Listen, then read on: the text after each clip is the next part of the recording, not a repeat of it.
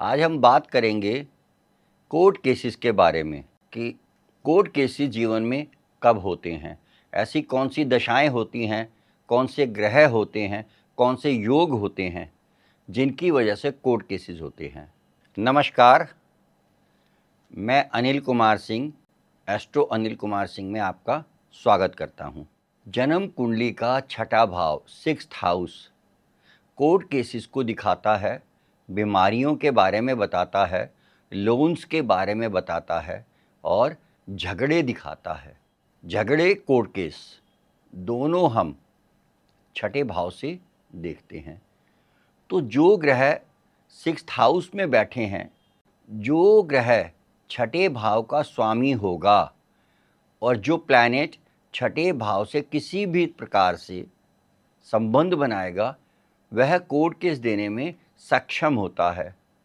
अब देखिए, हर कुंडली में 6th हाउस होता है, 6th लॉर्ड होता है, तो सबके तो ऐसे नहीं होते। तो इसके लिए हरदेव शास्त्री जी एक बहुत बड़े ज्योतिषी हुए हैं। उन्होंने कुछ नियम बताए थे कि यदि कुंडली के छठे भाव का संबंध मंगल, शनि या राहु से आता हो और ये यहाँ पर पीड़ित बैठे हों, तो कोर्ट केस होने की संभावना बढ़ जाती है।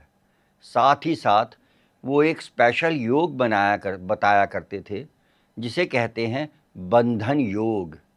यानी कुंडली में लग्न से दूसरे घर में और 12वें घर में, तीसरे घर में और 11वें भाव में, चौथे भाव में और कुंडली के 10वें भाव में, 5वें भाव में, 9वें भाव में या छठे भाव में और 8वें भाव में अगर बराबर नंबर के ग्रह बैठे हों, तो यह बंधन योग कहलाता है।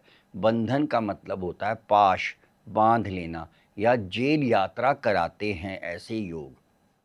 जैसे अगर हम एग्जाम्पल के लिए लें, किसी की कुंडली में तीसरे घर में एक ग्रह बैठा है और 11वें भाव में भी एक ग्रह बैठा है, या किसी भी ऐसे मान लेते हैं 5वें घर में 2 ग्रह बैठे हैं, 9वें घर में भी 2 ग्रह बैठे हैं, तो बंधन योग बनता है।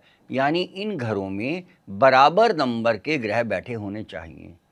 यह इन सब चीज़ों के लिए अच्छे नहीं होते। अब कोर्ट केस की बात करते हैं तो कुछ क्रिमिनल कोर्ट केसेस होते हैं, सिविल कोर्ट केसेस होते हैं, तो इनमें थोड़ा सा डिस्टिंग्विश करना होता है हमें।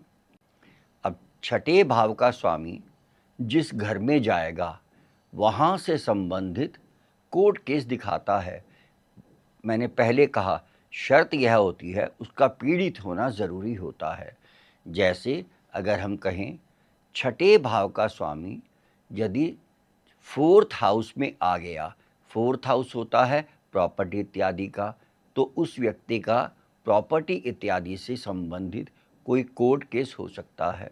छठे भाव का स्वामी यदि 7th भाव में आ गया, 7th भाव हमारी कुंडली में विवाह इत्यादि को दिखाता है, तो हो सकता है वैवाहिक जीवन में कुछ ऐसे कोर्ट केस वगैरह हो जाए या डिवोर्स वगैरह हो जाए।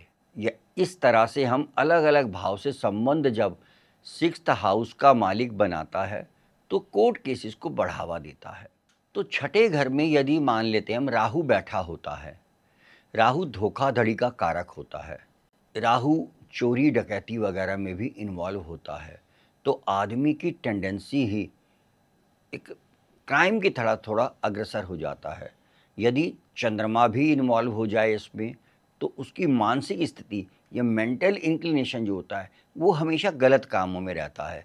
ये क्रिमिनल मेंटेलिटी दे देता है कभी कभी। मंगल यदि छठे घर से संबंध बनाता है, तो मंगल को और छठे घर को यदि हम जोड़ के देखें, तो मंगल एक हिंसा का भी कारक होता है, तो हिंसक प्रवृत्ति का व्यक्ति को बना देगा। फिर दोबारा मैं कहूँगा, शर्त यही है कि इसे पीड़ित होना ज़रूरी है। सूर्य यदि 6th हाउस से राहु मंगल वगैरह के साथ बैठकर संबंध बनाए, तो गवर्नमेंट से संबंधित कुछ क्राइम हो सकता है। तो इस तरह से हम देखते हैं कि क्राइम में या किस तरह के क्राइम में कोई इन्वॉल्व होगा। अब कब होगा? जब इन ग्रहों से संबंधित दशाएं आएंगी जो छठे भाव से संबंध बना रही हैं। आइए इसे हम कुछ उदाहरण के समझने की कोशिश करते हैं। पहली कुंडली एक राजनेता की है, मिथुन लगन है। इनका जन्म 1953 में हुआ। दूसरे घर में केतु, तीसरे भाव में चंद्रमा, पांचवें घर में शनि वक्री बैठा है, अष्टम भाव में राहु है, दशम भाव में शुक्र बुध बैठा है, 11वें भाव में सूर्य उच्च का है और 12वें भाव में जुपिटर और मार्स बैठे हैं। अब इनका 7th लॉर्ड, 8th लॉर्ड मंगल और जुपिटर 12वें घर में बैठा है। 12वां घर कारावास का होता है या जेल का होता है। जैसे मैंने पहले बताया था, अगर सप्तमेश का संबंध षष्ठेश के साथ हो गया, सप्तम हाउस क्योंकि विवाह का होता है, तो विवाह संबंधित कोई केस वगैरह हो सकता है। तीसरे भाव में चंद्रमा बैठा है, 11वें भाव में सूर्य बैठा है, तो तीसरे और 11वें भाव में एक एक ग्रह बैठे हैं, तो यहाँ बंधन योग बनता है। मार्च 2003 में इनकी दशा थी राहु राहु केतु।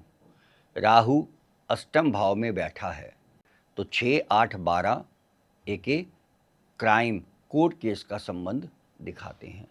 उस समय इन्होंने अब एक पोएटेस थी, बहुत ही मशहूर एक कवित्री थी, उनका कत्ल कर दिया।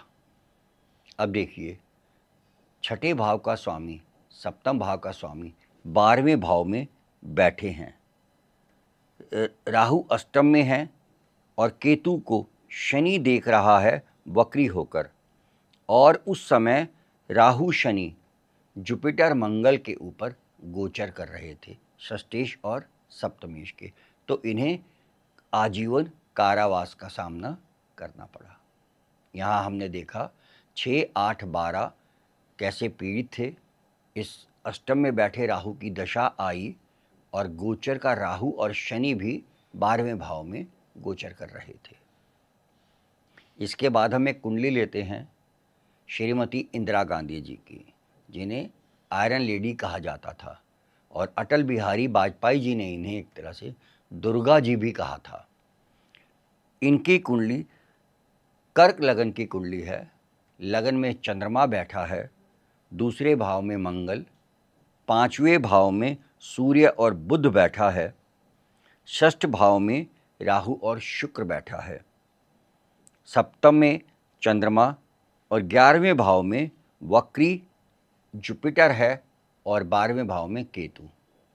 देखिए, पहली कुंडली में कोई विशेष राजयोग वगैरह नहीं थे, जिसकी वजह से उन्हें लंबी कारावास झेलनी पड़ी। श्रीमती इंदिरा गांधी जी की कुंडली में दो एक्सचेंज राजयोग हैं। लगन का स्वामी सप्तम में है, सप्तम का स्वामी लगन में है। इसी तरह दूसरे घर का मालिक सूर्य 5वें भाव में बैठा है, 5वें भाव का मालिक मंगल दूसरे घर में है। ये बहुत ही पावरफुल दो राजयोग हैं। तो 1977 में इन्हें जीप स्कैंडल में अरेस्ट किया गया। दशा थी शनि में, शुक्र में, 3 अक्टूबर 1977 को इन्हें अरेस्ट किया गया और 4 अक्टूबर 77 को इन्हें बेल मिल गई। एक्सचेंज राजयोग थे, बड़ी नेता थी, तो एक दिन में इन्हें बेल मिल गई, और ये पहली एक ऐसी प्रधानमंत्री रही हैं देश में जो अपने पद पर रहते हुए भी जिन्हें जेल जाना पड़ा। गुरुदेव श्री के.एन. राव जी ने बहुत रिसर्चेज करके हमें बताया, जब भी शनि शुक्र या शुक्र में शनि की दशा आती है तो it's a period of great humiliation. तो एक दिन का इन्हें ह्यूमिलेशन भी झेलना पड़ा, पद पे रहते हुए है कारावास भी गई, और साथ ही साथ इन्हें ह्यूमिलेशन फेस करना पड़ा।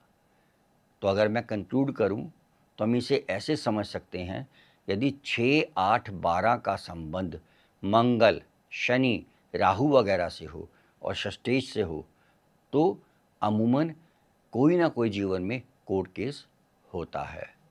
जुड़े रहिए हमारे साथ इसी तरह और रोचक वीडियोस के लिए। जय श्री कृष्णा।